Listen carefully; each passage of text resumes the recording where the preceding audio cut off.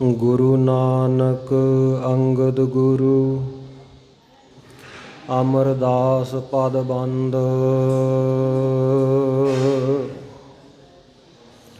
ਰਾਮਦਾਸ ਅਰਜਨ ਗੁਰੂ ਬਰ ਸ੍ਰੀ ਹਰਗੋਬਿੰਦ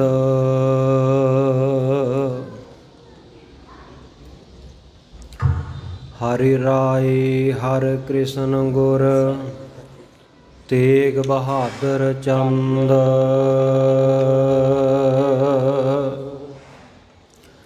ਦਸਵੇਂ ਗੋਬਿੰਦ ਸਿੰਘ ਗੁਰ ਨਮੋ ਚਰਨ ਅਰਬਿੰਦ ਜਿਸ ਮਹਿ ਅੰਮ੍ਰਿਤ ਗਿਆਨ ਹੈ ਮਾਣਕ ਭਗਤ ਵੈਰਾਗ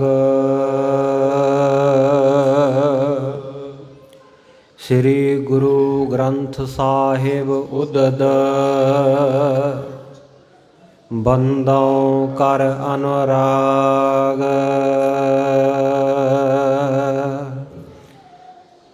ਕਹਾ ਬੁੱਧ ਪ੍ਰਭ ਤੁਛ ਹਮਾਰੀ ਵਰਨ ਸਕਹਿ ਮਹਿਮਾ ਜੋ ਤਿਹਾਰੀ ਹਮ ਨਾ ਸਕਤ ਕਰ ਸਿਫਤ ਤੁਮਾਰੀ ਆਪ ਲਿਹੋ ਤੁਮ ਕਥਾ ਸੁਧਾਰੀ ਸਤਿਨਾਮ ਸ੍ਰੀ ਵਾਹਿਗੁਰੂ ਸਾਹਿਬ ਜੀ ਚੌਪਾਈ ਪਹੁੰਚੇ ਸ੍ਰੀ ਕਲਗੀਧਰ ਪਾਸ ਜਿਸਕੇ ਹਿਰਦੇ ਸ੍ਰੇ ਕੀ ਆਸ ਚੌਪਾਈ ਪਹੁੰਚੇ ਸ੍ਰੀ ਕਲਗੀਧਰ ਪਾਸ। ਵਾਹਿਗੁਰੂ ਜੀ ਕਾ ਖਾਲਸਾ ਵਾਹਿਗੁਰੂ ਜੀ ਕੀ ਫਤਿਹ। ਜੁਗੋ ਜੁਗ ਅਟਲ ਗੁਰਤਾ ਗੱਦੀ ਤੇ ਸ਼ੁਭਾਏਮਾਨ ਪ੍ਰਤੱਖ ਸਤਿਗੁਰੂ ਹਾਜ਼ਰਾ ਹਜ਼ੂਰ ਜ਼ਾਹਰਾ ਜ਼ਹੂਰ ਸਰਬ ਕਲਾ ਭਰਪੂਰ ਗੁਰਬਾਣੀ ਦੇ ਅਥਾਹ ਖਜ਼ਾਨੇ ਸਰਵਰੇ ਕਾਇਨਾਤ ਦਸਾਂ ਪਾਤਸ਼ਾਹੀਆਂ ਦੀ ਆਤਮਿਕ ਜੋਤ ਜੁਗੋ ਜੁਗ ਅਟਲ ਧੰਨ ਧੰਨ ਸਾਹਿਬ ਸ੍ਰੀ ਗੁਰੂ ਗ੍ਰੰਥ ਸਾਹਿਬ ਮਹਾਰਾਜ ਸੱਚੇ ਪਾਤਸ਼ਾਹ ਜੀ ਦੀ ਬਹੁਤ ਹੀ ਅਪਾਰ ਕਿਰਪਾ ਹੋ ਰਹੀ ਹੈ। ਸਤਿਗੁਰੂ ਜੀ ਦੀ ਮਿਹਰ ਦਾ ਸਦਕਾ ਗੁਰਦੁਆਰਾ ਸ਼ਹੀਦ ਬਾਬਾ ਨਿਹਾਲ ਸਿੰਘ ਜੀ, ਸੰਤ ਬਾਬਾ ਹਰਨਾਮ ਸਿੰਘ ਜੀ, ਨਗਰ ਤੱਲਣ ਜਲੰਧਰ ਵਿਖੇ ਗੁਰੂ ਚਰਨਾਂ ਵਿੱਚ ਜੁੜ ਕੇ ਗੁਰੂ ਕੀ ਬਾਣੀ ਦਾ ਕੀਰਤਨ ਤਥਾ ਰਹਿਰਾਸ ਸਾਹਿਬ ਦੇ ਪਾਠ ਸਰਵਣ ਕਰਕੇ ਆਨੰਦ ਮਾਣਿਆ ਹੈ। ਸਤਿਗੁਰੂ ਜੀ ਦੀ ਕਿਰਪਾ ਸਦਕਾ ਜੋ ਪਿਛਲੇ ਲੰਬੇ ਸਮੇਂ ਤੋਂ ਇਸ ਅਸਥਾਨ ਦੇ ਉੱਤੇ ਸਤਿਗੁਰਾਂ ਦੇ ਸੋਹਣੇ ਪਵਿੱਤਰ ਇਤਿਹਾਸ ਦੀ ਲੜੀਵਾਰ ਕਥਾ ਚੱਲ ਰਹੀ ਹੈ। ਧੰਨ ਸ਼੍ਰੀ ਗੁਰੂ ਗੋਬਿੰਦ ਸਿੰਘ ਸਾਹਿਬ ਮਹਾਰਾਜ ਸੱਚੇ ਪਾਤਸ਼ਾਹ ਜੀ ਸ੍ਰੀ ਅਨੰਦਪੁਰ ਸਾਹਿਬ ਵਿਖੇ ਬਿਰਾਜਦੇ ਨੇ। ਆਪਾਂ ਇਹ ਇਤਿਹਾਸ ਸਰਵਣ ਕਰ ਰਹੇ ਹਾਂ। ਕੱਲ੍ਹ ਸਰਵਣ ਕੀਤਾ ਕਿ ਸਤਿਗੁਰੂ ਜੀ ਨੇ ਬ੍ਰਾਹਮਣਾਂ ਵੱਲੋਂ ਜੋ ਸ਼ਰਾਧ ਕੀਤੇ ਜਾਂਦੇ ਹੈ, ਸ਼ਰਾਧ ਦੀ ਵਿਧੀ ਦੱਸੀ ਜਾਂਦੀ ਹੈ। ਇਸੇ ਪ੍ਰਕਾਰ ਸੂਤਕ ਅਤੇ ਪਾਤਕ ਦਾ ਜੋ ਵਹਿਮ ਭਰਮ ਕੀਤਾ ਜਾਂਦਾ ਹੈ, ਸੋ ਇਹਨਾਂ ਸਾਰਿਆਂ ਵਹਿਮਾਂ ਭਰਮਾਂ ਦੀ ਨਿਵਰਤੀ ਕਰਦਿਆਂ ਹੋਇਆਂ ਗੁਰੂ ਕੇ ਸਿੱਖਾਂ ਨੂੰ ਅਕਾਲ ਪੁਰਖ ਵਾਹਿਗੁਰੂ ਦੇ ਨਾਮ ਦੇ ਨਾਲ, ਗੁਰੂ ਕੀ ਬਾਣੀ ਦੇ ਨਾਲ, ਗੁਰੂ ਕੀ ਬਾਣੀ ਦੇ ਗਿਆਨ ਦੇ ਨਾਲ ਜੁੜਨ ਦਾ ਸੰਦੇਸ਼ ਦਿੱਤਾ। ਆਖਿਆ ਕਿ ਇਸ ਪ੍ਰਕਾਰ ਕਰਕੇ ਕਰਮ ਕਾਂਡ ਕਰਕੇ ਜਾਂ ਕੋਈ 10 ਦਿਨ 15 ਦਿਨ ਦਾ ਜਿਹੜਾ ਸੂਤਕ ਜਾਂ ਪਾਤਕ ਮੰਨਦੇ ਹੈ, ਅਤੇ ਇੱਥੋਂ ਤੱਕ ਕਿ ਪਸ਼ੂਆਂ ਦੇ ਦੁੱਧ ਦੇ ਵਿੱਚ ਵੀ ਸੂਤਕ ਪਾਤਕ ਦੀ ਭਿੱਟ ਮੰਨੀ ਜਾਂਦੀ ਹੈ। 10 ਦਿਨ ਗਊ ਦੇ ਦੁੱਧ ਵਿੱਚ, 12 ਦਿਨ ਮੱਝ ਦੇ ਦੁੱਧ ਦੇ ਵਿੱਚ। ਕਹਿੰਦੇ ਇਸ ਪ੍ਰਕਾਰ ਸੁੱਚੇ ਨਹੀਂ ਹੋਈਦਾ। ਇਸ ਪ੍ਰਕਾਰ ਛੂਆ ਛੂਤ ਨਹੀਂ ਉਤਰਦੀ। ਸਤਿਗੁਰੂ ਜੀ ਕਹਿੰਦੇ ਨਾਨਕ ਸੂਤਕ ਏਵ ਨ ਉਤਰੈ, ਗਿਆਨ ਉਤਾਰੈ ਧੋਏ। ਸਤਿਗੁਰੂ ਗਿਆਨ ਬਖਸ਼ਦੇ ਆ ਜਦੋਂ, ਉਦੋਂ ਸੂਤਕ, ਉਦੋਂ ਛੂਆ ਛੂਤ ਉਤਰ ਕੇ ਮਨ ਸਾਫ਼ ਹੁੰਦਾ ਹੈ, ਮਨ ਪਵਿੱਤਰ ਹੁੰਦਾ ਹੈ। ਉਸ ਤੋਂ ਉਪਰੰਤ ਸਤਿਗੁਰੂ ਸੱਚੇ ਪਾਤਸ਼ਾਹ ਜੀ ਸਿੱਖਾਂ ਨੂੰ ਉਪਦੇਸ਼ ਦੇਣ ਤੋਂ ਬਾਅਦ ਆਪਣੇ ਨਿੱਜ ਸਥਾਨਾਂ ਵੱਲ, ਆਪਣੇ ਰਹਿਸ਼ੀ ਅਸਥਾਨ ਦੇ ਉੱਤੇ, ਸੁਖ ਆਸਣ ਅਸਥਾਨ ਦੇ ਉੱਤੇ ਚਲੇ ਗਏ। ਸੋ ਉਸ ਜਗ੍ਹਾ ਦੇ ਉੱਤੇ ਸਤਿਗੁਰੂ ਸਾਹਿਬ ਜੀ ਦੇ ਵੱਡੇ ਮਹਿਲ ਮਾਤਾ ਜੀਤੋ ਜੀ, ਮਾਤਾ ਜੀਤ ਕੌਰ ਜੀ, ਉਹ ਸਤਿਗੁਰੂ ਸੱਚੇ ਪਾਤਸ਼ਾਹ ਜੀ ਦੇ ਕੋਲ ਆਏ ਹਨ। ਜਿਵੇਂ ਮਾਤਾ ਜੀ ਸਤਿਗੁਰੂ ਸੱਚੇ ਪਾਤਸ਼ਾਹ ਜੀ ਦੇ ਚਰਨਾਂ ਵਿੱਚ ਬੇਨਤੀ ਕਰਦੇ ਆ, ਔਰ ਸਤਿਗੁਰੂ ਸੱਚੇ ਪਾਤਸ਼ਾਹ ਜੀ ਉਹਨਾਂ ਦੇ ਬਚਨਾਂ ਨੂੰ ਸੁਣ ਕੇ ਕੀ ਕਿਰਪਾ ਕਰਦੇ ਆ। ਆਓ ਅੱਜ ਦੇ ਇਤਿਹਾਸ ਵਿੱਚ ਮਨ ਬਿਰਤੀਆਂ ਨੂੰ ਇਕਾਗਰ ਕਰਕੇ ਸਰਵਣ ਕਰੀਏ ਜੀ। ਮਨ ਬਿਰਤੀਆਂ ਦੀ ਇਕਾਗਰਤਾ ਲਈ ਦੋਵੇਂ ਹੱਥ ਸਤਿਗੁਰੂ ਜੀ ਨੂੰ ਝੁਕਾਉਂਦੇ ਹੋਏ, ਸਤਿਗੁਰੂ ਜੀ ਨੂੰ ਸੀਸ ਝੁਕਾਉਂਦੇ ਹੋਏ ਬੜੇ ਪਿਆਰ ਦੇ ਨਾਲ ਉਚਾਰਨ ਕਰੋ ਜੀ, ਸਤਨਾਮ ਸ੍ਰੀ ਵਾਹਿਗੁਰੂ ਜੀ। ਸ੍ਰੀ ਵਾਹਿਗੁਰੂ ਸਾਹਿਬ ਜੀ। ਚੌਪਾਈ। ਪਹੁੰਚੇ ਸ੍ਰੀ ਕਲਗੀਧਰ ਪਾਸ। ਸਤਿਗੁਰੂ ਸੱਚੇ ਪਾਤਸ਼ਾਹ ਜੀ ਜਿਸ ਵੇਲੇ ਬਿਰਾਜਮਾਨ ਹੋ ਗਏ ਜਾ ਕਰ ਆਪਣੇ ਪਲੰਗ ਦੇ ਉੱਪਰ, ਤਾਂ ਸਤਿਗੁਰੂ ਸੱਚੇ ਪਾਤਸ਼ਾਹ ਜੀ ਦੇ ਵੱਡੇ ਮਹਿਲ ਮਾਤਾ ਅਜੀਤ ਕੌਰ ਜੀ ਸਤਿਗੁਰੂ ਕਲਗੀਧਰ ਮਹਾਰਾਜ ਸੱਚੇ ਪਾਤਸ਼ਾਹ ਜੀ ਦੇ ਪਾਸ ਉਹਨਾਂ ਦੇ ਕੋਲ ਪਹੁੰਚੇ ਹਨ। ਜਿਸ ਕੇ ਹਿਰਦੇ ਸੇ ਕੀ ਆਸ।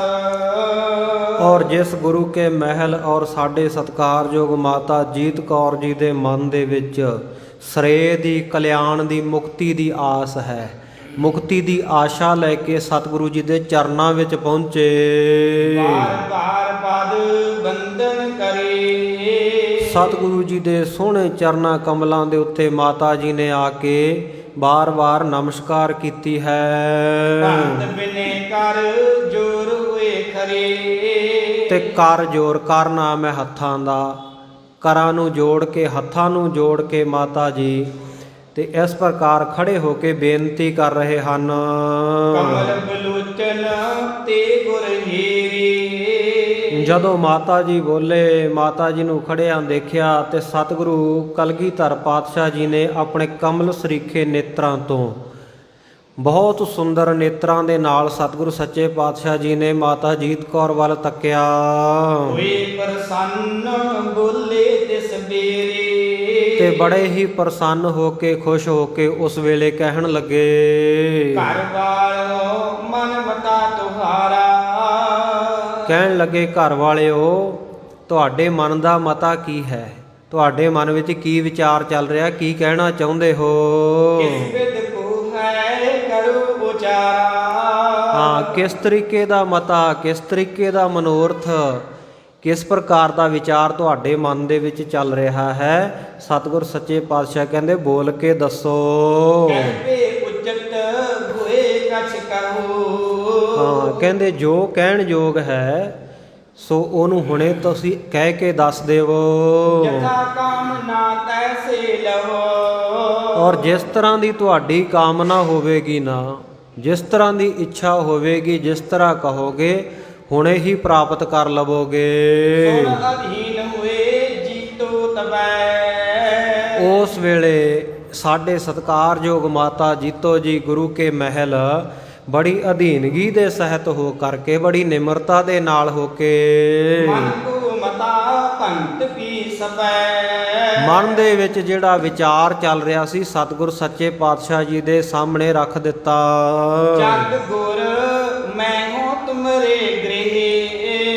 ਕਹਿਣ ਲੱਗੇ ਮਾਤਾ ਜੀ, ਹੇ ਕਲਗੀਧਰ ਸੁਆਮੀ ਮੇਰੇ ਪਤੀ ਜੀਓ, ਆਪ ਜੀ ਸੰਸਾਰ ਦੇ ਗੁਰੂ ਹੋ, ਸਾਰੇ ਸੰਸਾਰ ਦੇ ਗੁਰੂ ਹੋ ਤੇ ਹਉ ਤੁਮਰੇ ਗ੍ਰਹਿ, ਮੈਂ ਤੁਹਾਡੀ ਧਰਮ ਪਤਨੀ ਹਾਂ। ਹਮ ਵੀ ਅਹੈ ਮਨੁੱਖੀ ਦੇਹ। ਮਹਾਰਾਜ ਸੱਚੇ ਪਾਤਸ਼ਾਹ ਜਿਵੇਂ ਬਾਕੀ ਸਾਰੇ ਸੰਸਾਰ ਦੇ ਉੱਤੇ ਕਿਰਪਾ ਕਰਕੇ ਅਕਾਲ ਪੁਰਖ ਵਾਹਿਗੁਰੂ ਨੇ ਇਹ ਮਨੁੱਖਾ ਦੇ ਬਖਸ਼ੀ ਹੈ, ਮੈਨੂੰ ਵੀ ਇਹ ਮਨੁੱਖਾ ਜਾਮਾ ਪ੍ਰਾਪਤ ਹੋਇਆ ਹੈ। ਭਇਓ ਜੇ ਤ੍ਰਿਮਤ ਜਮਾ। ਹਾਂ, ਪਰ ਮਹਾਰਾਜ ਸੱਚੇ ਪਾਤਸ਼ਾਹ ਮੇਰਾ ਤ੍ਰਿਮਤ ਜਾਮਾ ਹੈ, ਇਸਤਰੀਆਂ ਵਾਲਾ ਜਨਮ ਹੈ। ਬੀਤੀ ਬੈਸ ਆਪ ਕੇ ਧਾਮਾ। ਤੇ ਮਹਾਰਾਜ ਇਸ ਜਾਮੇ ਦੇ ਵਿੱਚ, ਇਸ ਜਨਮ ਦੇ ਵਿੱਚ ਮੇਰੀ ਕਾਫੀ ਉਮਰ ਆਪ ਜੀ ਦੇ ਘਰ ਬਤੀਤ ਹੋ ਗਈ ਹੈ। ਪ੍ਰਾਪਤ ਨਹਿ ਸਤ ਸੰਗ ਵਿਸੇਸੋ। ਮਹਾਰਾਜ ਆਪ ਜੀ ਦੇ ਨਾਲ ਵਿਆਹ ਹੋਇਆਂ ਨੂੰ, ਆਨੰਦ ਕਾਰਜ ਹੋਇਆਂ ਨੂੰ ਕਾਫੀ ਸਮਾਂ ਹੋ ਗਿਆ, ਪਰ ਮੈਨੂੰ ਵਿਸ਼ੇਸ਼ ਕਰਕੇ ਸਤ ਸੰਗਤ ਦੀ ਪ੍ਰਾਪਤੀ ਨਹੀਂ ਹੋਈ, ਕਿਉਂਕਿ ਮੈਂ ਮਹਿਲ ਵਿੱਚ ਰਹਿੰਦੀ ਹਾਂ ਇੱਧਰ, ਤੇ ਗੁਰਦਰਬਾਰ ਦੇ ਵਿੱਚ ਘੱਟ ਸਮਾਂ ਮਿਲਦਾ ਸੰਗਤ ਦੀ ਸੇਵਾ ਕਰਨ ਦਾ ਔਰ ਆਪ ਜੀ ਦੇ ਵਿਚਾਰ ਸਰਵਣ ਕਰਨ ਦਾ। ਤੁਮਹੀ ਗੁਰ ਸਭ ਕੋ ਉਪਦੇਸੋ। ਤੇ ਹੇ ਸਤਿਗੁਰੂ ਸੱਚੇ ਪਾਤਸ਼ਾਹ ਜੀ, ਆਪ ਜੀ ਸਾਰਿਆਂ ਨੂੰ ਉਪਦੇਸ਼ ਕਰਦੇ ਹੋ। ਨਿਜ ਪ੍ਰੇ ਸਿੱਖਨ ਜਿਮ ਸਮਝਾਵੋ। ਜਿਸ ਪ੍ਰਕਾਰ ਆਪ ਜੀ ਆਪਣੇ ਨਿੱਜੀ ਪਿਆਰੇ ਸਿੱਖਾਂ ਨੂੰ ਬੜੇ ਪਿਆਰ ਦੇ ਨਾਲ ਉਪਦੇਸ਼ ਦੇ ਕੇ, ਸਿੱਖਿਆ ਦੇ ਕੇ ਸਮਝਾਉਂਦੇ ਹੋ। ਤਿਨ ਮੋਕੋ ਉਪਦੇਸ਼ ਦਰੜਾਵੋ। ਹੇ ਸੁਆਮੀ ਜੀ, ਕਿਰਪਾ ਕਰੋ, ਮੈਨੂੰ ਵੀ ਇਸੇ ਪ੍ਰਕਾਰ ਗੁਰਮਤਿ ਦਾ ਉਪਦੇਸ਼ ਬਖਸ਼ੋ। ਨਿਰਹੀ ਚਿਤ ਕੀ ਚਾਹ ਬਖਾਨੀ। ਮਹਾਰਾਜ ਸੱਚੇ ਪਾਤਸ਼ਾਹ ਨਿੱਤਾ ਪ੍ਰਤੀ ਹੀ, ਹਮੇਸ਼ਾ ਹੀ ਮੇਰੇ ਮਨ ਦੇ ਵਿੱਚ ਇਹ ਇੱਛਾ ਰਹਿੰਦੀ ਹੈ। ਕੀ ਇੱਛਾ ਹੈ? ਅੱਗੇ ਬੋਲ ਕੇ ਦੱਸਦੇ ਹਨ। ਮਨ ਥਿਰਤਾ ਲਹਿ ਜਿਮ ਨਿਜ ਥਾਨੀ। ਮਾਤਾ ਜੀ ਕਹਿਣ ਲੱਗੇ, ਮਨ ਥਿਰਤਾ ਲਹਿ ਜਿਮ ਨਿਜ ਥਾਨੀ। ਮਨ ਜਿਹੜਾ ਹੈ ਨਿਜ ਸਥਾਨ ਦੇ ਉੱਤੇ ਕਿਵੇਂ ਟਿਕੇ, ਇਹ ਮੇਰੇ ਮਨ ਦੇ ਵਿੱਚ ਇੱਛਾ ਹੈ ਕਿ ਮੇਰਾ ਮਨ ਦਾ ਟਿਕਾਓ ਹੋ ਜਾਏ, ਆਪਣੇ ਆਤਮ ਸਰੂਪ ਦੇ ਵਿੱਚ ਸਥਿਤੀ ਹੋ ਜਾਵੇ ਮਨ ਦੀ। ਸ੍ਰੀ ਸਤਿਗੁਰ ਸੁਨ ਪਤਨੀ ਬਾਤ। ਸ਼ੁਭਾਏਮਾਨ ਸਤਿਗੁਰੂ ਸ੍ਰੀ ਗੁਰੂ ਗੋਬਿੰਦ ਸਿੰਘ ਸਾਹਿਬ ਮਹਾਰਾਜ ਸੱਚੇ ਪਾਤਸ਼ਾਹ ਜੀ ਆਪਣੀ ਪਤਨੀ ਜੀਤ ਕੌਰ ਦੀ ਇਹ ਬਾਤ, ਇਹ ਵਿਚਾਰ ਸੁਣ ਕੇ ਬੋਲੇ ਜਗ ਰੀਤ ਬਖਿਆਤ। ਉਸ ਵੇਲੇ ਸਤਿਗੁਰ ਸੱਚੇ ਪਾਤਸ਼ਾਹ ਜੀ ਬੋਲੇ ਜੋਗ ਰੀਤ ਬਖਿਆਤ। ਸਤਿਗੁਰ ਸੱਚੇ ਪਾਤਸ਼ਾਹ ਜੀ ਫਿਰ ਜਿਹੜੀ ਜੋਗ ਦੀ ਰੀਤੀ ਹੈ ਉਹ ਬਖਿਆਤ ਵਰਣਨ ਕਰਕੇ ਦੱਸਦੇ ਆ, ਬੋਲ ਕੇ ਦੱਸਦੇ ਆ। ਜੋਗ ਨਾਮ ਜੁੜਨ ਦਾ ਵੀ ਹੈ ਕਿ ਅਕਾਲ ਪੁਰਖ ਵਾਹਿਗੁਰੂ ਦੇ ਨਾਲ ਕਿਵੇਂ ਜੁੜਿਆ ਜਾਵੇ, ਤੇ ਜੋਗ ਨਾਮ ਜੋ ਜੋਗ ਸਾਧਨਾ ਕੀਤੀ ਜਾਂਦੀ ਆ ਉਹਦਾ ਵੀ ਹੈ, ਤੇ ਉਹ ਜੋਗ ਸਾਧਨਾ ਵੀ ਵਾਹਿਗੁਰੂ ਪਰਮੇਸ਼ਰ ਦੇ ਨਾਲ ਜੁੜਨ ਵਾਸਤੇ ਹੁੰਦੀ ਹੈ, ਕਠਿਨ ਸਾਧਨਾ ਹੁੰਦੀ ਹੈ। ਪਰ ਸਤਿਗੁਰ ਸੱਚੇ ਪਾਤਸ਼ਾਹ ਜੀ ਨੇ ਸਾਨੂੰ ਗੁਰਸਿੱਖਾਂ ਨੂੰ ਜਿਹੜਾ ਇਹ ਰਾਜ ਯੋਗ ਬਖਸ਼ਿਸ਼ ਕੀਤਾ, ਉਹ ਹਠ ਯੋਗ ਹੈ, ਕਠਿਨ ਯੋਗ ਹੈ।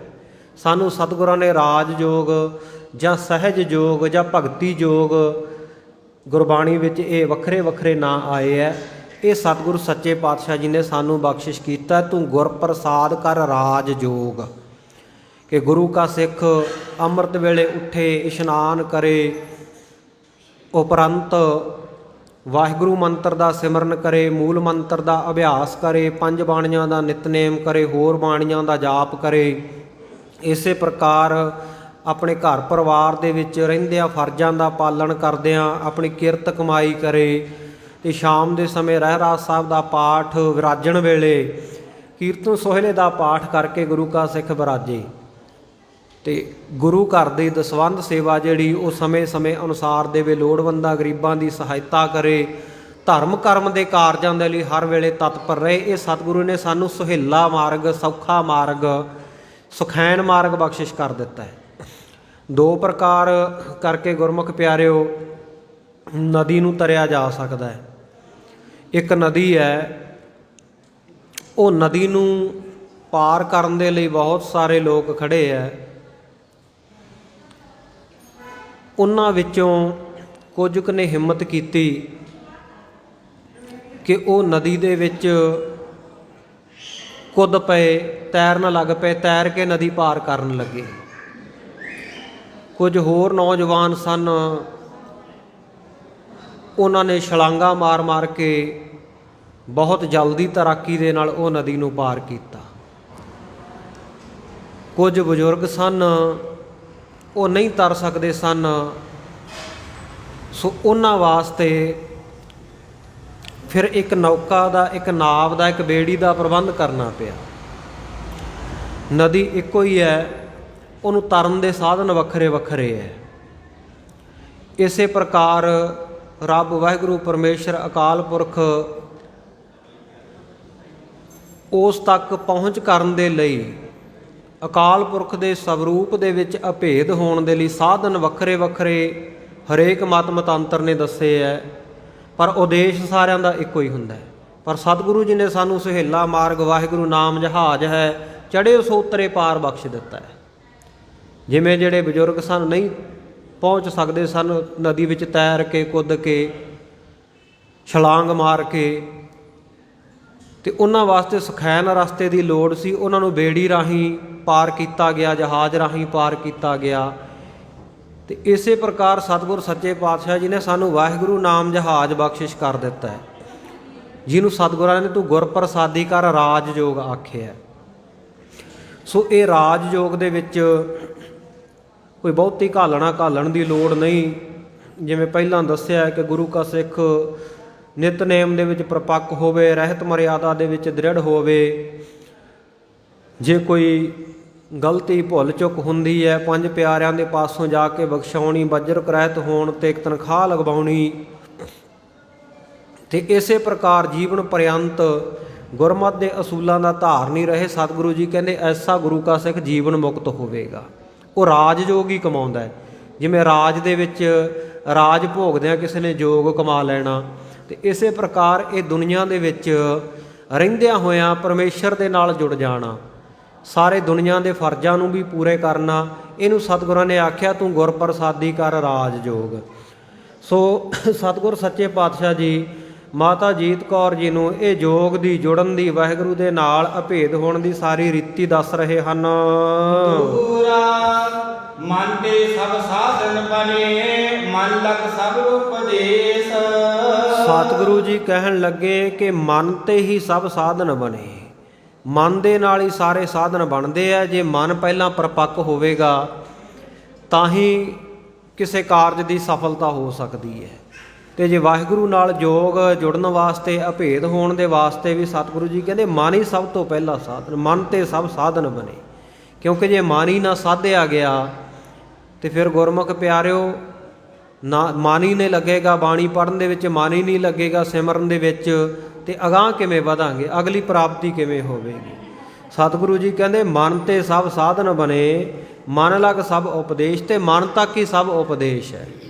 ਸੁਣਦੇ ਭਾਵੇਂ ਕੰਨਾਂ ਨਾਲ ਹੈ ਆਪਾਂ, ਪਰ ਪਹੁੰਚਦਾ ਤਾਂ ਸਾਡੇ ਮਨ ਤੱਕ ਹੀ ਹੈ ਨਾ। ਅਸੀਂ ਪੜ੍ਹਦੇ ਅੱਖਾਂ ਨਾਲ ਹੈ, ਪਹੁੰਚਦਾ ਫਿਰ ਵੀ ਸਾਡੇ ਮਨ ਤੱਕ ਹੈ। ਬੋਲਦੇ ਜ਼ੁਬਾਨ ਨਾਲ ਹੈ, ਪਹੁੰਚਦਾ ਫਿਰ ਵੀ ਸਾਡੇ ਮਨ ਤੱਕ ਹੈ। ਤੋ ਸਤਿਗੁਰੂ ਜੀ ਕਹਿੰਦੇ ਮਨ ਲਗ ਸਭ ਉਪਦੇਸ਼, ਸਾਰੇ ਉਪਦੇਸ਼ ਵੀ ਮਨ ਤੱਕ ਹਨ। ਮਨੁਆ ਪਲਟੇ ਗਿਆਨ ਹੋਏ, ਮਨ ਲਾਗੇ ਰਸ ਸੇ ਰਤ ਸੇਸ। ਹਾਂ, ਸਤਿਗੁਰੂ ਜੀ ਕਹਿੰਦੇ ਜਦੋਂ ਮਨੁਆ ਪਲਟ ਜਾਂਦਾ ਨਾ, ਇਹ ਮਨ ਪਲਟ ਜਾਂਦਾ ਹੈ, ਇਹ ਮਨ ਉਲਟਾ ਹੋ ਜਾਂਦਾ ਹੈ। ਕਿਉਂਕਿ ਦੁਨੀਆ ਦੇ ਵਿੱਚ ਆਪਾਂ ਵਿਚਰਦੇ ਆਂ, ਬਹੁਤ ਸਾਰੇ ਮਨਮੁਖ ਸਾਖਤ ਲੋਕ ਮਿਲ ਜਾਂਦੇ ਆ। ਭਗਤ ਕਬੀਰ ਸਾਹਿਬ ਦਾ ਵੀ ਇੱਕ ਗੌੜੀ ਰਾਗ ਵਿੱਚ ਸ਼ਬਦ ਆਉਂਦਾ ਹੈ, ਉਲਟੀ ਰੇ ਮਨ ਉਲਟੀ ਰੇ, ਸਾਖਤ ਸਿਓ ਕਰ ਉਲਟੀ ਰੇ। ਕਿ ਤੂੰ ਉਲਟ ਕੰਮ ਕਰ, ਸਾਖਤਾਂ ਦੇ ਪਾਸੋਂ ਆਪਣੀ ਮੱਤ ਨੂੰ ਉਲਟਾ ਲੈ, ਪਲਟਾ ਲੈ, ਇਹਨੂੰ ਪਰਤਾ ਲੈ, ਦੂਜੇ ਪਾਸੇ ਲੈ ਜਾ। ਸੋ ਨਾਲ ਹੀ ਜੋ ਗੁਰਬਾਣੀ ਦੇ ਵਿੱਚ ਇੱਕ ਸਤਿਗੁਰੂ ਅਰਜਨ ਦੇਵ ਮਹਾਰਾਜ ਸੱਚੇ ਪਾਤਸ਼ਾਹ ਜੀ ਦਾ ਵੀ ਸ਼ਬਦ ਆਉਂਦਾ ਹੈ ਗੌੜੀ ਰਾਗ ਦੇ ਵਿੱਚ, ਅਬ ਮਨ ਉਲਟ ਸਨਾਤਨ ਹੂਆ। ਜਦੋਂ ਕਹਿੰਦੇ ਮਨ ਉਲਟ ਕੇ ਸਨਾਤਨ ਹੋ ਗਿਆ, ਪੁਰਾਤਨ ਹੋ ਗਿਆ, ਜਿਸ ਤਰ੍ਹਾਂ ਦਾ ਮਨ ਪਹਿਲਾਂ ਵਾਹਿਗੁਰੂ ਦੇ ਨਾਲ ਜੁੜਿਆ ਹੋਇਆ ਸੀ, ਤੇ ਉਦੋਂ ਸਤਿਗੁਰ ਸੱਚੇ ਪਾਤਸ਼ਾਹ ਕਹਿੰਦੇ ਸਾਰੀ ਪ੍ਰਾਪਤੀ ਹੋਈ। ਰਸਨਾ ਜਪਿਆ ਏਕ ਨਾਮ, ਈਹਾ ਸੁਖ ਆਨੰਦ ਘਨਾ, ਆਗੇ ਜੀਅ ਕੈ ਸੰਗ ਕਾਮ। ਕੱਟਿਆ ਤੇਰਾ ਅਹੰ ਰੋਗ, ਤੂੰ ਗੁਰ ਪ੍ਰਸਾਦ ਕਰ ਰਾਜ ਜੋਗ। ਫਿਰ ਇਹ ਰਾਜ ਜੋਗ ਦੀ ਸਤਿਗੁਰ ਸੱਚੇ ਪਾਤਸ਼ਾਹ ਨੇ ਸਾਨੂੰ ਪ੍ਰਾਪਤੀ ਕਰਵਾਈ ਹੈ। ਤੇ ਸਤਿਗੁਰੂ ਸੱਚੇ ਪਾਤਸ਼ਾਹ ਜੀ ਦਾ ਇਹ ਬਚਨ ਹੈ ਜਿਹੜਾ ਗੁਰਬਾਣੀ ਦੇ ਵਿੱਚ ਭਗਤਾਂ ਦੀ ਰਸਨਾ ਤੋਂ, ਆਪ ਮਨ ਉਲਟ ਸਨਾਤਨ ਹੋਆ। ਕਹਿੰਦੇ ਮਨ ਨੂੰ ਉਲਟਾਉਣਾ ਪਵੇਗਾ, ਜੱਗ ਵਾਲੇ ਪਾਸੇ ਉਲਟਾ ਕੇ ਰੱਬ ਵਾਲੇ ਪਾਸੇ ਲਾਉਣਾ ਪਵੇਗਾ। ਤੇ ਕਹਿੰਦੇ ਜਦੋਂ ਮਨ ਪਲਟ ਗਿਆ, ਮਨੁਆ ਪਲਟਾ ਗਿਆਨ ਹੋਏ, ਫਿਰ ਗਿਆਨ ਦੀ ਪ੍ਰਾਪਤੀ ਹੋ ਜਾਂਦੀ ਹੈ। ਇੱਕ ਤਾਂ ਹੈ ਆਪਾਂ ਬਾਹਰੀ ਗਿਆਨ ਪ੍ਰਾਪਤ ਕਰਦੇ, ਅੱਜ ਦੇ ਮਨੁੱਖ ਨੇ ਬਾਹਰੀ ਗਿਆਨ ਬਹੁਤ ਪ੍ਰਾਪਤ ਕਰ ਲਿਆ ਗੁਰਮੁਖ ਪਿਆਰਿਓ। ਆਪਣੇ ਘਰ ਦਾ ਨਹੀਂ, ਪਰਿਵਾਰ ਦਾ ਨਹੀਂ, ਗਲੀ ਗੁਆਂਢ ਦਾ ਨਹੀਂ, ਪਿੰਡ ਦਾ ਨਹੀਂ, ਜ਼ਿਲ੍ਹੇ ਦਾ ਨਹੀਂ, ਸਟੇਟ ਦਾ ਨਹੀਂ, ਆਪਣੇ ਦੇਸ਼ ਦਾ ਨਹੀਂ, ਪੂਰੀ ਦੁਨੀਆ ਦਾ ਗਿਆਨ ਬੰਦਾ, ਹਰੇਕ ਬੰਦਾ ਸਮਝਦਾ ਕਿ ਮੇਰੇ ਕੋਲ ਹੀ ਹੈ। ਔਰ ਅੱਜ ਦੇ ਜਿਹੜੇ ਸੱਚਮੁੱਚ ਜਿਨ੍ਹਾਂ ਨੇ ਗਿਆਨ ਦੀ ਪ੍ਰਾਪਤੀ ਕੀਤੀ ਹੈ, ਦੁਨਿਆਵੀ ਗਿਆਨ ਦੀ, ਉਹਨਾਂ ਨੇ ਚੰਦਰਮਾ ਤੱਕ ਪਹੁੰਚ ਕਰ ਲਈ, ਮੰਗਲ ਤੱਕ ਪਹੁੰਚ ਕਰ ਲਈ, ਗ੍ਰਹਿਾਂ ਤੱਕ ਪਹੁੰਚ ਕਰ ਲਈ ਹੈ, ਹੋਰ ਧਰਤੀਆਂ ਲੱਭ ਲਈਆਂ, ਭਾਵੇਂ ਕਿ ਸਤਿਗੁਰੂ ਨੇ ਤਾਂ ਪਹਿਲਾਂ ਹੀ ਆਖਿਆ ਕਿ ਧਰਤੀ ਹੋਰ ਪਰੈ ਹੋਰ ਕਿ ਹੋਰ ਵੀ ਧਰਤੀਆਂ ਹੋਰ ਵੀ ਆਕਾਸ਼ ਬਹੁਤ ਹੈ। ਪਰ ਦੁਨੀਆ ਦੇ ਲੋਕਾਂ ਨੇ ਆਪਣੀ ਬੁੱਧੀ ਦੇ ਤਲ ਦੇ ਉੱਤੇ ਜਿੰਨੀ ਉਹਨਾਂ ਨੂੰ ਵਾਹਿਗੁਰੂ ਨੇ ਅਕਲ ਸਮੱਤ ਬਖਸ਼ੀ ਤੇ ਹੌਲੀ ਹੌਲੀ ਉਸ ਪਾਸੇ ਨੂੰ ਜਾ ਰਹੇ ਆ। ਬ੍ਰਹਮੰਡ ਨੂੰ ਬਹੁਤ ਖੋਜ ਲਿਆ, ਬਾਹਰੀ ਪਸਾਰਾ ਬਹੁਤ ਕਰ ਲਿਆ। ਬ੍ਰਹਮੰਡ ਦੇ ਵਿੱਚ ਬੜੀਆਂ ਚੀਜ਼ਾਂ ਨੂੰ ਖੋਜਣ ਦੇ ਲਈ ਲਗਾਤਾਰ ਕੋਸ਼ਿਸ਼ਾਂ ਜਾਰੀ ਹੈ। ਪਰ ਗੁਰਮੁਖ ਪਿਆਰਿਓ, ਘਾਟ ਇਹ ਹੈ ਕਿ ਬੰਦਾ ਬਾਹਰ ਨੂੰ ਤਾਂ ਤੁਰਿਆ ਗਿਆ, ਬਾਹਰ ਮੁਖੀ ਤਾਂ ਬਿਰਤੀ ਹੋਈ, ਅੰਦਰ ਨੂੰ ਨਹੀਂ ਗਿਆ। ਜਿਹੜੇ ਅੰਦਰ ਨੂੰ ਗਏ ਉਹ ਥੋੜ੍ਹੇ ਗਏ। ਅੰਤਰਮੁਖੀ ਜਿਨ੍ਹਾਂ ਨੇ ਬਿਰਤੀ ਧਾਰਨ ਕੀਤੀ ਤੇ ਉਹਨਾਂ ਨੂੰ ਫਿਰ ਬਾਹਰਲਾ ਜਾਣਨ ਦੀ ਲੋੜ ਨਹੀਂ ਪਈ, ਕਿਉਂਕਿ ਉਹ ਤਾਂ ਅੰਦਰਲੇ ਦਾ ਹੀ ਸਾਰਾ ਪਸਾਰਾ ਨਾ। ਉਹਨਾਂ ਨੂੰ ਸਭ ਕਾਸੇ ਦਾ ਗਿਆਨ ਹੋ ਗਿਆ, ਫਿਰ ਉਹਨਾਂ ਨੂੰ ਦੁਨਿਆਵੀ ਗਿਆਨ ਦੀ ਬਹੁਤੀ ਲੋੜ ਨਹੀਂ ਪਈ। ਅੰਤਰਮੁਖੀ ਹੋ ਕੇ ਜਿਹੜਾ ਉਹਨਾਂ ਨੂੰ ਗਿਆਨ ਪ੍ਰਾਪਤ ਹੋ ਗਿਆ, ਮਨੁਆ ਪਲਟੈ ਗਿਆਨ ਹੋਏ, ਤਾਂ ਉਹਨਾਂ ਨੇ ਫਿਰ ਸਾਧ ਸੰਗਤ ਜੀ ਆਗਮ ਨਿਗਮ ਦੀ ਉਹਨਾਂ ਨੂੰ ਸੋਝੀ ਹੋ ਗਈ। ਤੇ ਸਤਿਗੁਰੂ ਜੀ ਕਹਿੰਦੇ ਮਨੁਆ ਪਲਟੈ ਗਿਆਨ ਹੋਏ। ਜਦੋਂ ਮਨ ਪਲਟ ਜਾਂਦਾ ਹੈ, ਮਨ ਮੁੜ ਜਾਂਦਾ ਹੈ ਦੁਨੀਆ ਵਾਲੇ ਪਾਸਿਓਂ, ਰੱਬ ਵਾਲੇ ਪਾਸੇ ਲੱਗ ਜਾਂਦਾ, ਗਿਆਨ ਦੀ ਪ੍ਰਾਪਤੀ ਹੋ ਜਾਂਦੀ ਹੈ ਤੇ ਮਨ ਲਾਗੇ ਰਤ ਸ਼ੇਸ਼। ਤੇ ਮਨ ਦੇ ਲੱਗਣ ਕਰਕੇ ਹੀ ਫਿਰ ਵਾਹਿਗੁਰੂ ਪਰਮੇਸ਼ਰ ਦੇ ਵਿੱਚ ਵਿਸ਼ੇਸ਼ ਪ੍ਰੀਤੀ ਲੱਗ ਜਾਂਦੀ ਹੈ। ਮੁਖ ਰੁਦੇ ਲਖ ਸਵਾਸ ਕੋ ਬ੍ਰਿਟ ਅੰਤਰ ਮੁਖ ਦੇ। ਸਤਿਗੁਰੂ ਸੱਚੇ ਪਾਤਸ਼ਾਹ ਜੀ ਕਹਿੰਦੇ ਮਨ ਨੂੰ ਪਲਟਾ ਕੇ ਇਸ ਤਰ੍ਹਾਂ ਬਿਰਤੀ ਲਾ ਲੈਣੀ ਹੈ, ਗਿਆਨ ਦੀ ਪ੍ਰਾਪਤੀ ਕਰਨੀ ਹੈ। ਤੇ ਇਸੇ ਪ੍ਰਕਾਰ ਕਹਿੰਦੇ ਮੁਖ ਰੁੱਧ ਹੈ, ਮੁਖ ਨੂੰ ਰੋਕ ਦੇਣਾ ਬੋਲਣ ਤੋਂ, ਮੌਨ ਧਾਰਨ ਕਰ ਲੈਣੀ ਹੈ। ਲਖ ਸਵਾਸ ਕੋ, ਮੂੰਹ ਤੋਂ ਚੁੱਪ ਰਹਿਣਾ, ਜਪਦਿਆਂ ਜਪਦਿਆਂ ਅੰਦਰ ਨੂੰ ਸਾਹ ਜਾਂਦਾ ਵਾਹੇ, ਬਾਹਰ ਨੂੰ ਸਾਹ ਆਉਂਦਾ ਗੁਰੂ। ਇਸ ਪ੍ਰਕਾਰ ਸਵਾਸਾਂ ਨੂੰ ਟਿਕਾ ਕੇ ਪਹਿਲਾਂ ਜ਼ੁਬਾਨ ਦੇ ਨਾਲ ਜਪਣਾ ਹੈ, ਬਾਅਦ ਦੇ ਵਿੱਚ ਮੁਖ ਰੁੱਧ ਹੈ, ਮੁਖ ਤੋਂ ਚੁੱਪ ਕਰ ਰਹਿਣਾ। ਲਖ ਸਵਾਸ ਕੋ, ਫਿਰ ਸਵਾਸਾਂ ਦੇ ਨਾਲ ਹੀ ਜਾਣਨਾ ਹੈ। ਸਵਾਸ ਦੇ ਨਾਲ ਹੀ ਇਹ ਆਵਾਜ਼ ਆਵੇ, ਅੰਦਰ ਨੂੰ ਸਵਾਸ ਜਾਂਦਾ ਹੈ ਤਾਂ ਸਾਨੂੰ ਇਹ ਲਖਤਾ ਹੋਵੇ, ਸਾਨੂੰ ਇਹ ਮਹਿਸੂਸ ਹੋਵੇ ਕਿ ਅਸੀਂ ਵਾਹੇ ਕਹਿ ਰਹੇ ਹਾਂ। ਬਾਹਰ ਨੂੰ ਸਵਾਸ ਆਉਂਦਾ ਤੇ ਗੁਰੂ ਕਹਿ ਰਹੇ ਹਾਂ, ਵਾਹੇ ਗੁਰੂ ਵਾਹੇ ਗੁਰੂ ਵਾਹੇ ਗੁਰੂ। ਇਸ ਪ੍ਰਕਾਰ ਦਾ ਜਾਪ ਚੱਲ ਪਵੇ। ਸਤਿਗੁਰ ਸੱਚੇ ਪਾਤਸ਼ਾਹ ਕਹਿੰਦੇ ਮੁਖ ਰੁੱਧ ਹੈ, ਮੂੰਹ ਤੋਂ ਚੁੱਪ ਹੋ ਕੇ ਲਖ ਸਵਾਸ ਕੋ, ਤੇ ਸਵਾਸ ਨੂੰ ਜਾਣਨਾ ਹੈ ਕਿ ਇਹਦੇ ਨਾਲ ਵਾਹਿਗੁਰੂ ਵਾਹਿਗੁਰੂ ਦਾ ਸਾਸ ਸਾਸ ਸਿਮਰੋ ਗੋਬਿੰਦ ਸਿਮਰਨ ਚੱਲ ਰਿਹਾ ਹੈ। ਤੇ ਬਿਰਤੀ ਨੂੰ ਅੰਤਰਮੁਖੀ ਕਰ ਲੈਣਾ ਹੈ। ਰੀਤ ਕਰਨਾ ਦੁਰਤ ਮਨੁਆ ਮ੍ਰਿਤ ਸੁਖ ਲੈ। ਸਤਿਗੁਰੂ ਜੀ ਕਹਿੰਦੇ ਇਹ ਰੀਤੀ ਕਰਨੀ ਬੜੀ ਸੌਖੀ ਹੈ ਤੇ ਬੜੇ ਸੌਖੇ ਹੀ ਜਿਹੜਾ ਮਨ ਰੂਪੀ ਮਿਰਗ ਹੈ ਨਾ, ਇਹ ਸੁੱਖਾਂ ਦੀ ਪ੍ਰਾਪਤੀ ਕਰ ਲੈਂਦਾ ਹੈ।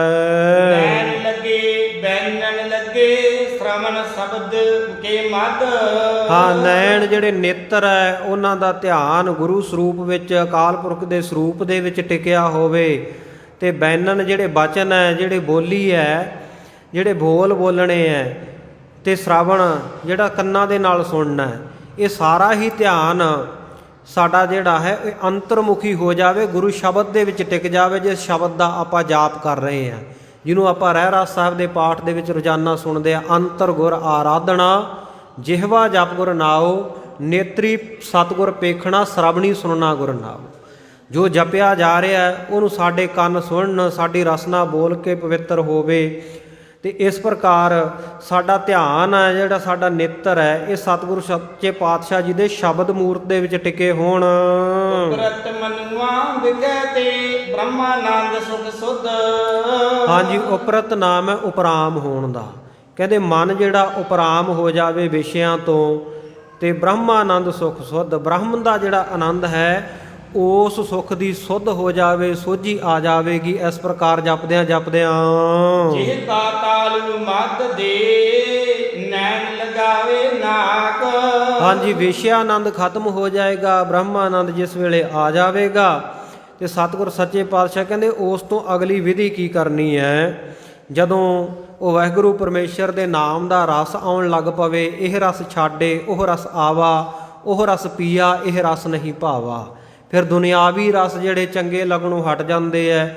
ਜਦੋਂ ਵਾਹਿਗੁਰੂ ਦੇ ਨਾਮ ਦਾ ਬ੍ਰਹਮ ਆਨੰਦ ਪ੍ਰਾਪਤ ਹੋਣ ਲੱਗ ਪਵੇ ਨਾ, ਤੇ ਸਤਿਗੁਰੂ ਜੀ ਕਹਿੰਦੇ ਜਿਹਵਾ ਤਾਲੂ ਮੱਧ ਦੇ, ਜੀਵ ਨੂੰ ਤਾਲੂ ਦੇ ਮੱਧ ਦੇ ਵਿੱਚ, ਤਾਲੂਏ ਦੇ ਵਿਚਕਾਰ ਰੱਖ ਲੈਣਾ, ਜਿਵੇਂ ਜੋਗ ਵਾਲੇ ਇਕੱਠੀ ਕਰਕੇ ਰੱਖਦੇ ਹੈ।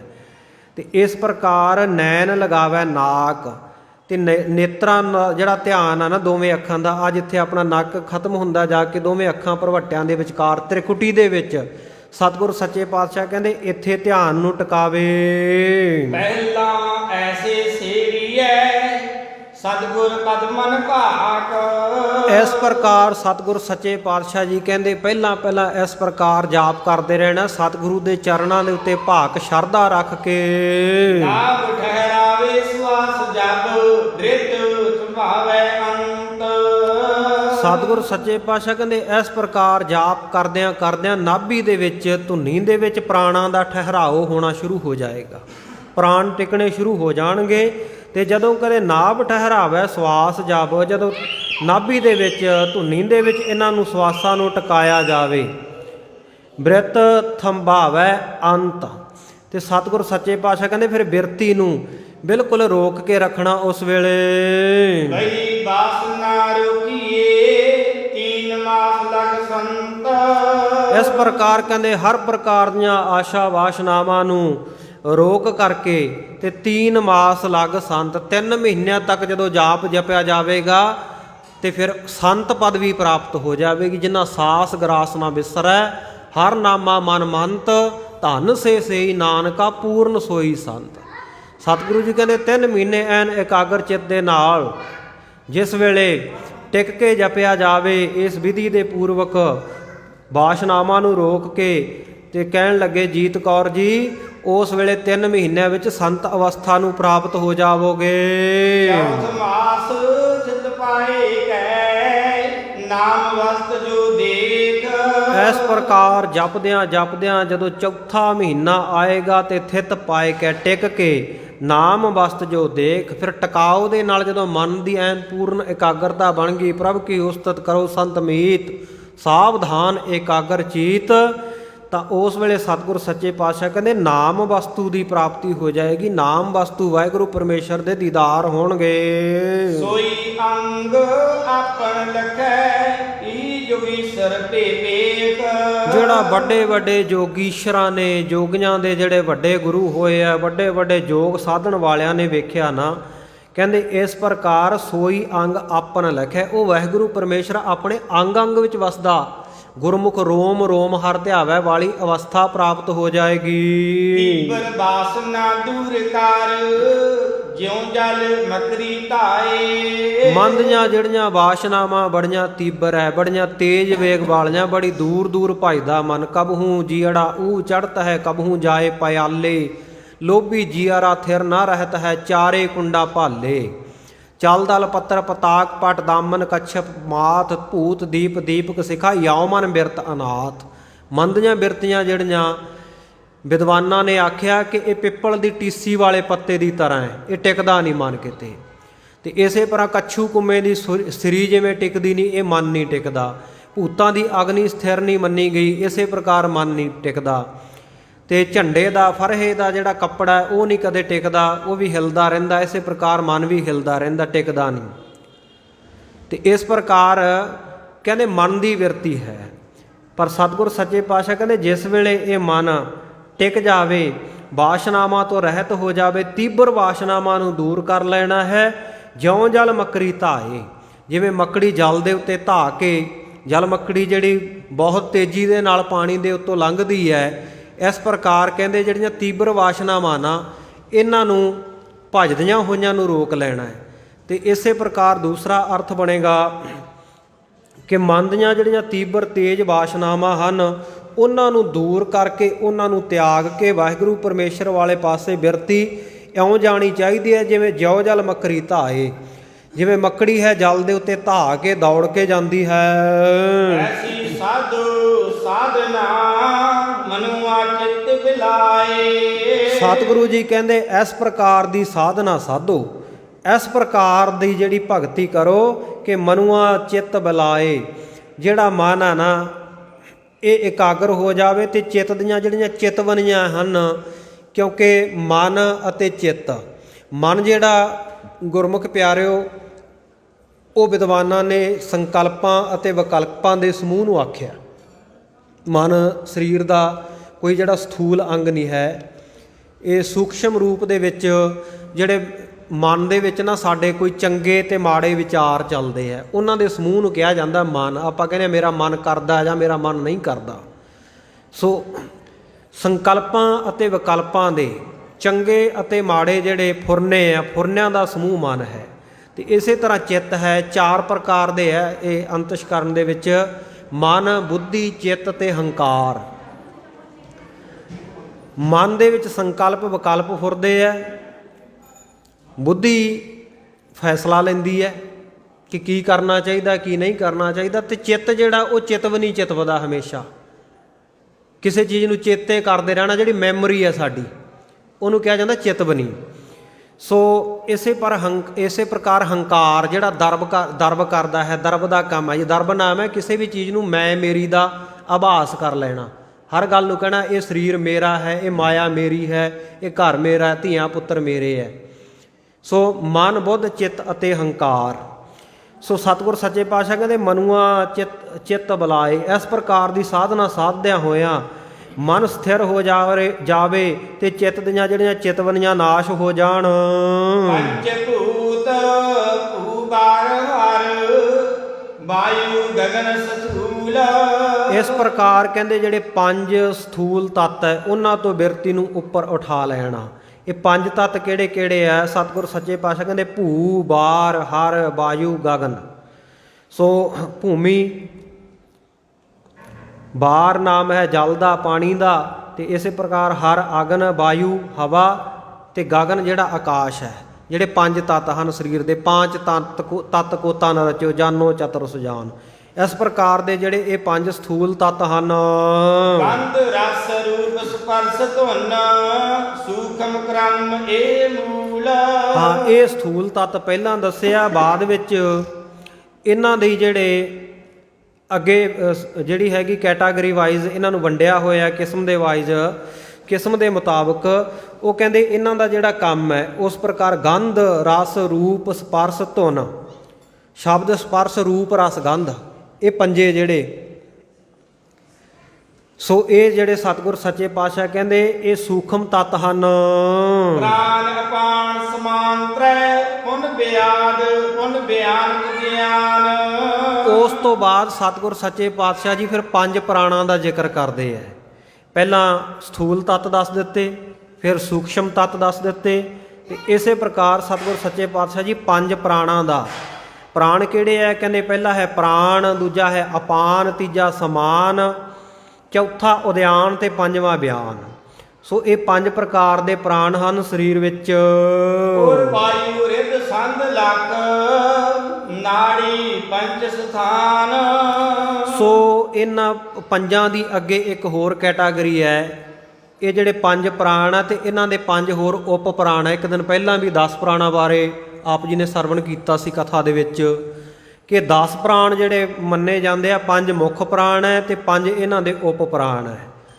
ਸੋ ਜਿਹੜਾ ਪ੍ਰਾਣ ਹੈ ਉਹ ਰਹਿੰਦਾ ਹਿਰਦੇ ਦੇ ਵਿੱਚ, ਤੇ ਇਸੇ ਪ੍ਰਕਾਰ ਅਪਾਨ ਜਿਹੜਾ ਪਾਯੂ ਦੇ ਵਿੱਚ, ਗੁਦਾ ਦੇ ਵਿੱਚ ਜੋ ਆਪਾਂ ਮਲ ਤਿਆਗ ਦੀ ਕਿਰਿਆ ਕਰਦੇ ਹਾਂ, ਸੋ ਇਸੇ ਪ੍ਰਕਾਰ ਅਪਾਨ ਜਿਹੜਾ ਇਹ ਧੁੰਨੀ ਦੇ ਵਿੱਚ, ਨਾਭੀ ਦੇ ਵਿੱਚ ਟਿਕੇ ਹੋਏ ਹੁੰਦੇ ਆ। ਤੇ ਇਸੇ ਪ੍ਰਕਾਰ ਸਮਾਨ, ਪ੍ਰਾਣ ਅਪਾਨ ਸਮਾਨ, ਅਪਾਨ ਜਿਹੜੇ ਇਹ ਗੁਦਾ ਦੇ ਵਿੱਚ, ਤੇ ਸਮਾਨ ਜਿਹੜੇ ਇਹ ਨਾਭੀ ਦੇ ਵਿੱਚ, ਤੇ ਜਿਹੜਾ ਉਦਿਆਨ ਹੈ ਉਹ ਸਾਧ ਸੰਗਤ ਜੀ ਸੰਗ ਦੇ ਵਿੱਚ ਇਹ ਜਿਹੜੇ ਟਿਕੇ ਹੁੰਦੇ ਆ, ਇਹਨਾਂ ਦਾ ਨਿਵਾਸ ਹੁੰਦਾ, ਉੱਥੇ ਉੱਥੇ ਇਹਨਾਂ ਦਾ ਕਾਰਜ ਹੁੰਦਾ, ਸਰੀਰ ਦਾ ਕਾਰਜ ਜਿਹੜਾ ਸਾਰਾ ਇਹ ਕਾਰਜ ਚਲਾਉਂਦੇ ਨੇ। ਇਸੇ ਪ੍ਰਕਾਰ ਤੇ ਇਸੇ ਪ੍ਰਕਾਰ ਜਿਹੜਾ ਬਿਆਨ ਹੈ 5ਵਾਂ, ਸੋ ਇਹ ਜਿਹੜਾ ਦਿਮਾਗ ਦੇ ਵਿੱਚ 10ਵੇਂ ਦੁਆਰ ਵਾਲੀ ਜਗ੍ਹਾ ਤੇ, ਕਪਾਲ ਭਾਤੀ ਵਾਲੀ ਜਗ੍ਹਾ ਤੇ ਇਹ 5 ਸਥਾਨਾਂ ਤੇ ਟਿਕੇ ਹੁੰਦੇ ਹਨ। ਨਾਗ ਕਛੂ ਕਿਰਲੀ ਦੇਵ ਦਤ ਧਨ ਜੀਤ। ਸੋ ਇਹ ਜਿਹੜੇ ਅੱਗੇ ਦੱਸੇ ਆ ਕਿ ਨਾਗ, ਕਛੂ, ਕ੍ਰਿਕਲੀ, ਦੇਵਦੱਤ, ਧਨ ਜੀਤ। ਸੋ ਜਿਹੜੇ ਇਹ ਪ੍ਰਾਣ ਹੈ ਇਹ ਫਿਰ ਅੱਗੇ ਕਿਵੇਂ ਕੰਮ ਕਰਦੇ ਆ? ਕਹਿੰਦੇ ਜਿਹੜਾ ਹੈਗਾ ਨਾਗ, ਸੋ ਇਸੇ ਪ੍ਰਕਾਰ ਦੂਜਾ ਹੈਗਾ ਕੂਰਮ, ਤੀਜਾ ਕ੍ਰਿਕਲੀ, ਤੀਜਾ ਦੇਵਦੱਤ ਤੇ ਤੀਜਾ ਧਨਜੀਤ ਧਨੰਜੈ ਜਿਹੜਾ ਪ੍ਰਾਣ ਹੈ। ਉਦਗਾਰ ਨੇਤਰ ਸਿਗ ਜੰਭਣਾ ਮੋਏ ਕਪਾਲੀ ਰੀਤ। ਉਦਗਾਰ ਕਹਿੰਦੇ ਆ ਡਕਾਰ ਨੂੰ, ਜਿਹੜਾ ਨਾਗ ਪ੍ਰਾਣ ਹੈ ਉਹਦੇ ਨਾਲ ਸਾਨੂੰ ਡਕਾਰ ਆਉਂਦੇ ਆ, ਖਾਧਾ ਪੀਤਾ ਹਜਮ ਹੁੰਦਾ। ਤੇ ਕੱਛੂ ਜਾਂ ਕੂਰਮ ਹੈ ਉਹ ਸਾਡੇ ਨੇਤਰ ਫਰਕਦੇ ਆ ਜਿਸ ਹਵਾ ਦੇ ਨਾਲ ਸਾਡੇ ਸਰੀਰ ਵਿੱਚ ਜਿਹੜੀ ਹੁੰਦੀ ਹੈ। ਤੇ ਕ੍ਰਿਕਲੀ ਕਹਿੰਦੇ ਆ ਜਿਹਦੇ ਨਾਲ ਸਾਨੂੰ ਛਿੱਕਾਂ ਵਗੈਰਾ ਆਉਂਦੀਆਂ, ਨਿੱਛਾਂ ਆਉਂਦੀਆਂ। ਤੇ ਦੇਵਦੱਤ ਜਿਹਦੇ ਨਾਲ ਸਾਨੂੰ ਉਬਾਸੀਆਂ ਆਉਂਦੀਆਂ। ਇਹ ਸਰੀਰ ਦੇ ਵਿੱਚ ਦੇਵਦੱਤ ਪ੍ਰਾਣ ਹੁੰਦਾ। ਤੇ ਧਨਜੀਤ, ਧਨਜੀਤ ਜਾਂ ਧਨੰਜੈ ਜਿਹਨੂੰ ਕਿਹਾ ਜਾਂਦਾ ਮੂਏ ਕਪਾਲੀ ਰੀਤ, ਜਦੋਂ ਕਪਾਲ ਕਿਰਿਆ ਕਰਦੇ ਆ, ਸਨਾਤਨ ਮੱਤ ਵਾਲੇ ਕਰਦੇ ਆ, ਬਹੁਤੇ ਸਿੱਖ ਵੀ ਕਰੀ ਜਾਂਦੇ ਆ, ਭਾਵੇਂ ਕਿ ਸਤਿਗੁਰੂ ਜੀ ਨੇ ਮਨਾ ਕੀਤਾ ਹੈ ਜਦੋਂ ਕੋਈ ਪ੍ਰਾਣੀ ਚੜ੍ਹਾਈ ਕਰ ਜਾਵੇ ਨਾ ਤੇ ਫਿਰ ਉਹਦੇ ਸਿਰ ਦੇ ਵਿੱਚ ਆ ਕਪਾਲ ਵਾਲੀ ਜਗ੍ਹਾ ਦੇ ਉੱਤੇ ਸੋਟਾ ਜਾਂ ਮਾਰਦੇ ਆ ਕਿ ਇਹਦੇ ਪ੍ਰਾਣ ਚੰਗੀ ਤਰ੍ਹਾਂ ਨਿਕਲ ਜਾਣ। ਸੋ ਸਤਿਗੁਰ ਸੱਚੇ ਪਾਤਸ਼ਾਹ ਨੇ ਗੁਰਮਤਿ ਦੇ ਵਿੱਚ ਇਹ ਮਨਾ ਕੀਤਾ ਹੈ। ਤੇ ਉਹਨੂੰ ਕਈ ਕਹਿੰਦੇ ਆ ਵੀ ਉੱਥੋਂ ਦੀ ਆਤਮਾ ਨਿਕਲਦੀ ਹੈ, ਕਈ ਕਹਿੰਦੇ ਆ ਜਿਹੜੇ ਇਹ ਧਨੰਜੈ ਪ੍ਰਾਣ ਨਿਕਲਦੇ ਆ।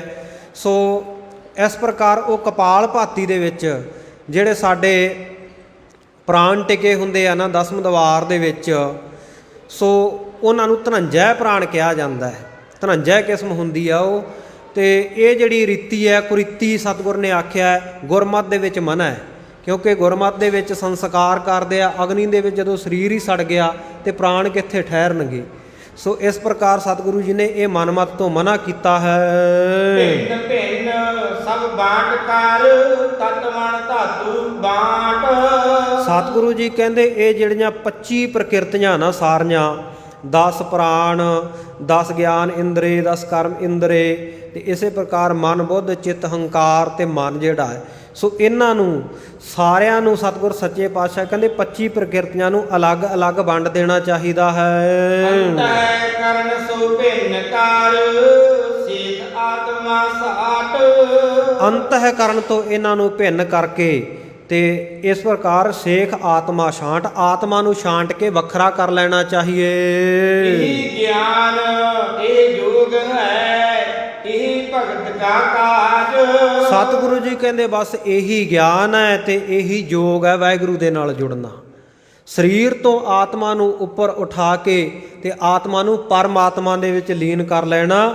ਸਤਿਗੁਰ ਸੱਚੇ ਪਾਤਸ਼ਾਹ ਕਹਿੰਦੇ ਇਹੀ ਭਗਤੀ ਦਾ ਕਾਜ ਹੈ। ਜਗਦਾਨ ਤੀਰਥ ਤਪਨ ਜਾਂ ਵਿਦ ਮਨ ਕੇ ਸਾਜ। ਇਸੇ ਪ੍ਰਕਾਰ ਜਗ ਕਰਦਿਆਂ, ਦਾਨ ਪੁੰਨ ਕਰਦਿਆਂ, ਤੀਰਥ ਇਸ਼ਨਾਨ ਕਰਦਿਆਂ, ਧਰਮ ਅਸਥਾਨਾਂ ਦੀ ਯਾਤਰਾ ਕਰਦਿਆਂ, ਤਪ ਸਾਧਦਿਆਂ, ਸੋ ਸਾਰੇ ਪ੍ਰਕਾਰ ਦੇ ਇਹ ਜਿਹੜੇ ਕਰਮ ਹੈ ਇਹਨਾਂ ਦਾ ਮਨੋਰਥ ਇਹੀ ਹੁੰਦਾ ਜਾਂ ਵਿਦ ਮਨ ਕੋ ਸਾਜ। ਇਹਨਾਂ ਇਸ ਪ੍ਰਕਾਰ ਵਿਧੀ ਪੂਰਵਕ ਮਨ ਨੂੰ ਸਾਜਣਾ ਸਵਾਰਨਾ ਚਾਹੀਦਾ ਹੈ। ਚੌਪਾਈ ਦਿਨ ਕੈ ਨਿਸਮੈ ਅਲਪ ਆਹਾਰੀ। ਹਾਂਜੀ, ਦਿਨ ਨੂੰ ਅਤੇ ਰਾਤ ਨੂੰ ਸਤਿਗੁਰ ਸੱਚੇ ਪਾਤਸ਼ਾਹ ਕਹਿੰਦੇ ਅਲਪ ਆਹਾਰ ਕਰਨਾ ਚਾਹੀਦਾ। ਜਦੋਂ ਤੁਸੀਂ ਸਾਧਨਾ ਕਰਦੇ ਹੋ, ਸਿਮਰਨ ਤੇ ਬੈਠੇ ਹੋਵੋ, ਤੇ ਸਤਿਗੁਰ ਸੱਚੇ ਪਾਤਸ਼ਾਹ ਕਹਿੰਦੇ ਅਲਪ ਆਹਾਰ ਸੁਲਪ ਸੀ ਨਿਦਰਾ ਦਇਆ ਸ਼ਿਮਾ ਤਨ ਪ੍ਰੀਤ।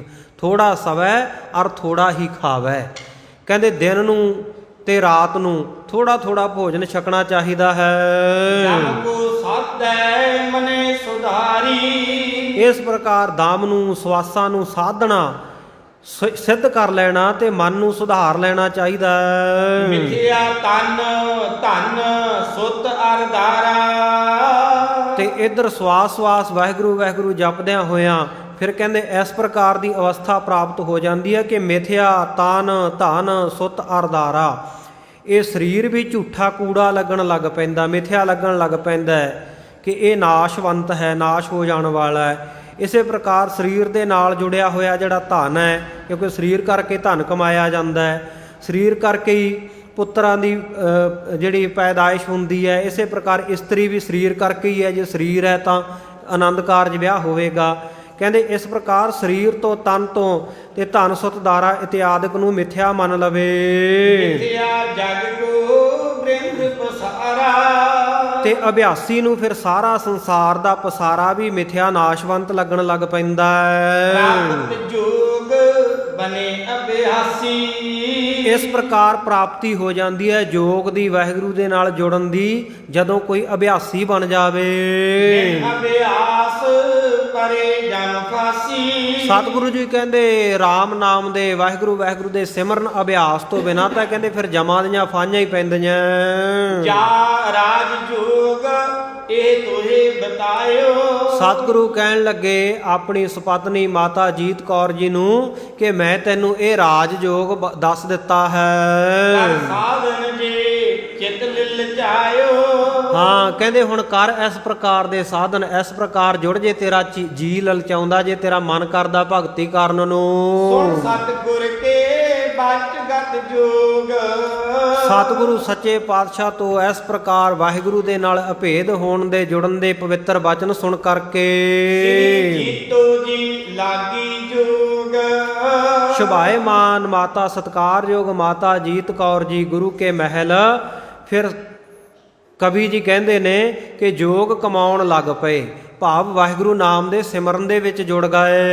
ਬੰਦਨ ਕਰ ਬੈਠੀ ਇੱਕ ਥਾਨ। ਇਸ ਪ੍ਰਕਾਰ ਸਤਿਗੁਰੂ ਜੀ ਨੂੰ ਬੰਦਨਾ ਕਰਕੇ ਮੁੜ ਇੱਕ ਇਕਾਗਰਤਾ ਵਾਲੀ ਜਗ੍ਹਾ ਤੇ ਇੱਕ ਥਾਨ ਇੱਕ ਜਗ੍ਹਾ ਜਾ ਕੇ ਬਿਰਾਜਮਾਨ ਹੋ ਗਏ। ਸਾਧਨ ਲਾਗੀ ਸਵਾਸ ਮਾਨ। ਇਸ ਪ੍ਰਕਾਰ ਜਿਹੜੇ ਮਹਾਨ ਸਵਾਸ ਵਾਹਿਗੁਰੂ ਨੇ ਦਿੱਤੇ ਐ, ਸੋ ਉਹਨਾਂ ਸਵਾਸਾਂ ਨੂੰ ਸਾਧਨਾ ਦੇ ਵਿੱਚ ਮਾਤਾ ਜੀਤ ਕੌਰ ਜੀ ਲੱਗ ਗਏ ਐ ਤੇ ਵਾਹਿਗੁਰੂ ਨਾਮ ਦੀ ਭਗਤੀ ਸ਼ਕਤੀ ਦੇ ਵਿੱਚ ਲੱਗਿਆਂ ਹੋਇਆਂ ਉਹਨਾਂ ਨੂੰ ਜਿਵੇਂ ਜਿਵੇਂ ਪ੍ਰਾਪਤੀ ਹੁੰਦੀ ਹੈ ਤੇ ਜਿਵੇਂ ਉਹਨਾਂ ਨੂੰ ਭੂਤ ਭਵਿੱਖ ਦੀ ਸੋਝੀ ਹੋ ਜਾਵੇਗੀ, ਆਉਣ ਵਾਲਾ ਸਮਾਂ, ਬੀਤਿਆ ਹੋਇਆ ਸਮਾਂ, ਉਹਨਾਂ ਨੂੰ ਸਭ ਕੁਝ ਬ੍ਰਹਮ ਗਿਆਨ ਦੇ ਦੁਆਰਾ ਦਿਖਾਈ ਦੇਣ ਲੱਗ ਪਵੇਗਾ। ਇਹ ਆਪਾਂ ਕੱਲ ਦੇ ਪ੍ਰਸੰਗ ਦੇ ਵਿੱਚ ਸਰਵਣ ਕਰਾਂਗੇ। ਆਓ ਬੜੇ ਪਿਆਰ ਦੇ ਨਾਲ ਹੁਣ ਆਪਾਂ ਸਮਾਪਤੀ ਦੀਆਂ ਤੁਕਾਂ ਪੜ੍ਹ ਕੇ ਸਮਾਪਤੀ ਵਿੱਚ ਸ਼ਾਮਲ ਹੋਈਏ। ਹੋਈਆਂ ਭੁੱਲਾਂ ਚੁੱਕਾਂ ਦੀ ਖਿਮਾ ਗਰੀਬ ਨਵਾਜ਼ ਸੱਚੇ ਪਾਤਸ਼ਾਹ ਕਿਰਪਾ ਕਰਨ ਦੇਹੋ ਸੱਜਣ ਅਸੀਸੜੀਆਂ, ਜੋ ਹੋਵੇ ਸਾਹਿਬ ਸਿਓ ਮੇਲ। ਬੰਦਨ ਕਰ ਬੈਠੀ ਇੱਕ ਥਾਨ। ਸਾਧਨ ਲਾਗੇ ਸਵਾਸ ਮਾਨ। हे गोविंद हे गोपाल हे दयाल लाल, प्राणनाथ अनाथ सखे दीन दर्द निवार। हे समर्थ आगम पूरन मोहे मया तार। अंधकूप महाभयान नानक पार उतार। आए प्रभ शरणागति कृपा निध दयाल। एक अखर हर मन बस्त नानक होत निहाल।